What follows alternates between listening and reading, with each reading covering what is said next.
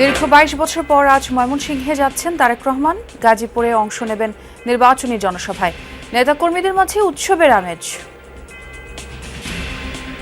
শত বছরের যে অবহেলিত ময়মনসিংহ, সেই ময়মনসিংহে উন্নয়নের জোয়ার বলে ১২ ফেব্রুয়ারি নির্বাচনের পরে। দক্ষিণ পশ্চিমাঞ্চলের ৪ জেলায় জামায়াতের নির্বাচনী জনসভা।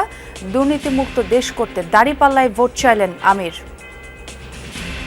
আপনারা কি চান সেই পুরানা বস্তা পচা যে সামাজিক ব্যবস্থা ছিল, যে রাজনীতি ছিল, আপনারা তার পরিবর্তন চান? আমরা এসেছি পরিবর্তনের আওয়াজ দিয়ে।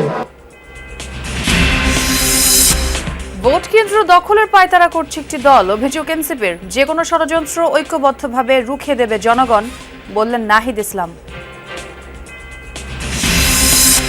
বরিশালে ১-এ বিএনপি প্রার্থীর সাথে বিদ্রোহীর প্রতিদ্বন্দ্বিতা। নাটোর ১-এ পাল্লা, ধানের শীষ ও কলসের ত্রিমুখী লড়াই।